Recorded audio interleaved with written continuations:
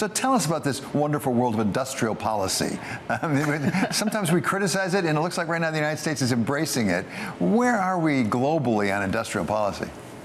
You know, this is one of those things where it's a fast-moving bit of economics, certainly of economic policy making. You know, for decades, certainly when I was first learning about industrial policy and economic policy, it's kind of a dirty word. Certainly, capital I, capital P industrial policy, because it was the idea, maybe more popular in the 50s and 60s, that governments could spot strategic industries and invest in them. And the line I was always given that they were good at picking losers, they weren't good at picking winners, and that you could waste a lot of money doing that as a government. And if you were going to do it successfully, well, the only places that had done that were maybe places like Korea or Singapore, where you had highly effective states and you had, you know, these were emerging market economies that had a path to follow. They could see what other countries had done, so they had less chance of getting it wrong.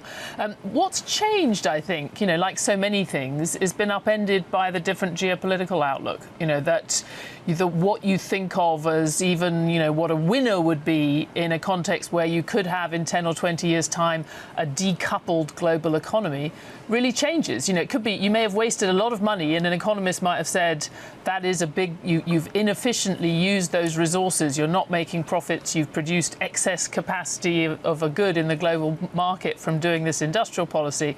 But if in 20 years' time you find that you're the only place with, say, a solar panel industry on one side of a big economic divide in the global economy, well, maybe all that quote-unquote wasted money will turn out to have been well spent. So I think everyone's having to kind of rethink what success and failure looks like in an industrial policy context. But we certainly could be in for wasting a lot of money with these subsidies. Whether it's a good thing or a bad thing, how much of this do you think is triggered by China? Because China is now the second largest economy. Some things it may be on its way to first. It's certainly embraced subsidizing industry quite a bit. The Biden administration criticizes China a great deal for that. But it's an enormous amount of money. How much of it is the rest of us being afraid that they will overwhelm us?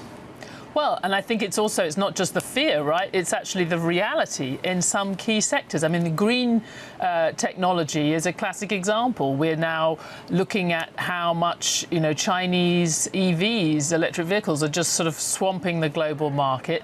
A lot of subsidies have certainly gone into that. The European Union announced an investigation into EVs. They've already been burnt when it comes to solar panels, because the European Union had invested a lot in wanted to have a big domestic solar panel industry, was just wiped out of the water by China. There's the sheer scale of Chinese production. Now 90% of solar panels in Europe are made in China, and actually a very high proportion in the US as well. So, you know, China is driving this, but of course, if you're Europe, it's also the Biden administration's response to China, things like the Inflation Reduction Act. You know, the Europeans have felt like they had to have their own thing. They announced the Net Zero Industry Act last year, which was very explicitly about building the European domestic green energy systems and products so that they weren't going to end up reliant on China. And how much pressure is there on Europe? That's what the IMF warned about, that they thought that Europe would go that direction, warned that that was not a good idea. They're better off breaking down some of the trade barriers that they already have internally. At the same time, there's a general perception that the European economy is not as efficient, is not as competitive as the U.S. economy and maybe some others right now. Do they need to do some sort of large fiscal infusion to really get competitive? I mean, I suspect certainly the International Monetary Fund would say it is as much about developing the single market and working as a cohesive block as it is about spending lots of money. Yes, there's going to need to be a lot of investment funds for green technologies, for decarbonising the economy, potentially for taking advantage of digital technologies that Europe hasn't been able to do as well as the US. So a basic principle of ethics that I learned back when I was in college was ought implies can, which to say you ought to do something, first you have to be able to do it. When you say you have to kind of competitively, Europe to the United States, can it do it? Is it possible? Or are there structural factors that really mean that it's never going to catch up? Well, I think even the philosopher Immanuel Kant wasn't quite sure whether ought implied can. And certainly when you're a policymaker, you often find that ought does not imply can at all. If you're a voter, you often find that. So, I mean, clearly Europe, as I mentioned, has been trying to do this stuff for a while.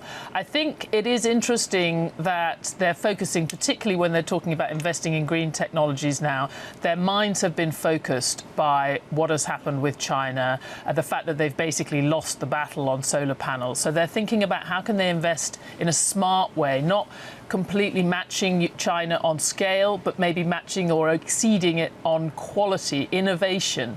Also thinking about how they work together. So individual countries now, if they're all warring against each other, battling subsidies against each other, that's obviously going to be a disaster. Is there the political will in Europe to really become more competitive economically? Is this a political issue that's on voters' minds?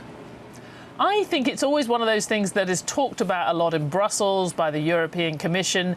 Always sounds a bit boring, even the phrase European competitiveness. I mean, voters have heard politicians talk about it a long time. An even worse one is Capital Markets Union, which they've been talking about for literally years, decades. But, if you have the kind of pool of investment capital that you have in the US, you're not just relying on bank finance, which obviously is the dominant source of funding for companies for investment in Europe, that does open up a lot of opportunities. So I think voters understand that the green transition is a big deal, decarbonisation. They're worried about the costs of that. They understand that maybe a more kind of European energy market might be a good way of doing that. They certainly notice the number of Chinese EVs on the streets of Germany, of France, of all these countries. Whether they're really ready to make sacrifices for that is less clear.